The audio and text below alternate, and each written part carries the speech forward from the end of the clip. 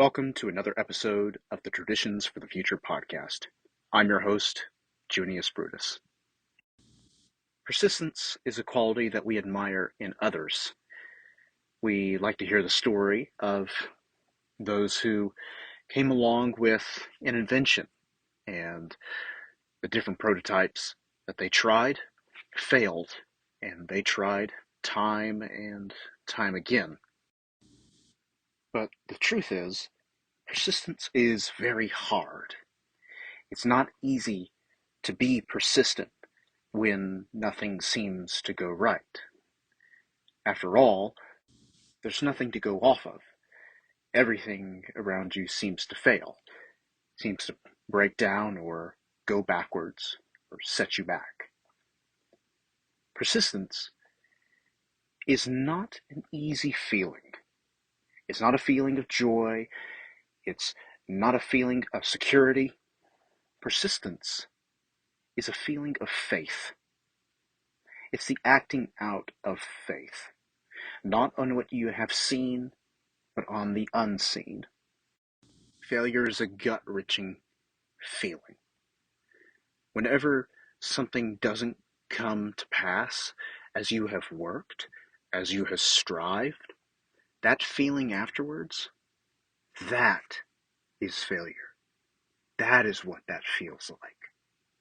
It's not a bug, it's a feature. That's what that feels like. It's not out of the ordinary, it is in the ordinary. And those feelings are necessary. Failure is necessary because how else are you to go on? In success? Is everything supposed to be right the first time? Are you to have things handed to you? Failure is necessary because it tests what you're striving towards. Is it important enough?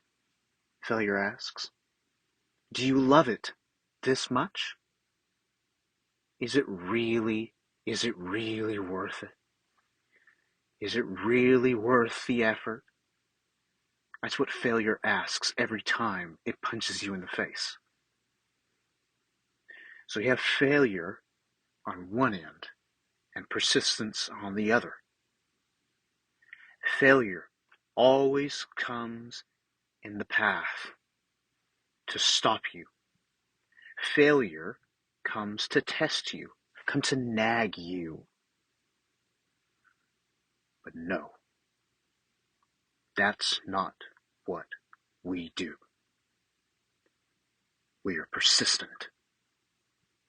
Persistence is more necessary than failure. We strive, we toil, no matter the cost, no matter the results, because it's worth it.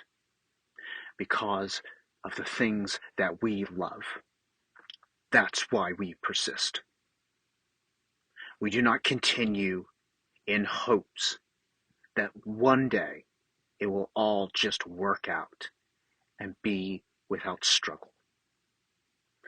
We persist because the struggle is worth it. The toil is beautiful. That's what persistence is. It meets failure face on. It marches forward. Persistence recognizes that most people would quit by now.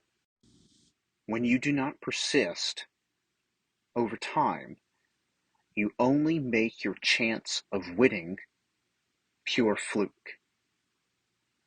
Meaning, if you do everything wrong, the likelihood that you win becomes infinitesimally small. But the opposite is true as well.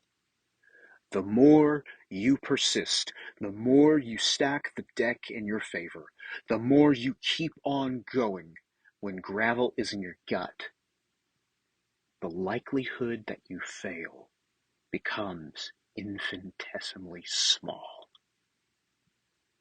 That's persistence. What persistence does is that it works on you the most.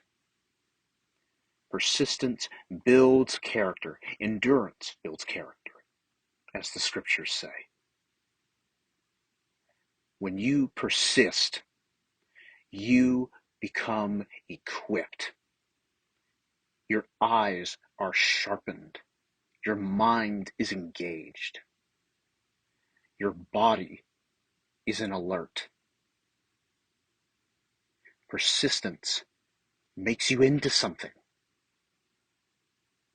It gives you character, where the more persistent you are over time, you are being made into the type of person to achieve the thing you are striving after. When you endure in a hard marriage, you are becoming a better man. You are becoming a better husband when you persist and you don't give up. See, winning is not achieving something. It's just staying in the game. Winning at marriage is not getting to a particular point. It's just staying married. Just like in business. When you persist, you only win in business if you're still there. The game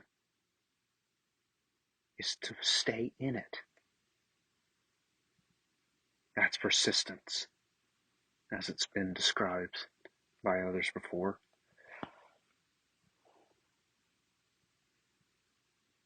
Persistence sharpens, shapes, molds, equips. It works on you, and I've heard this quote before, it works more on you than you on it. That's what persistence does. It takes away the dross and only makes the gold even more pure.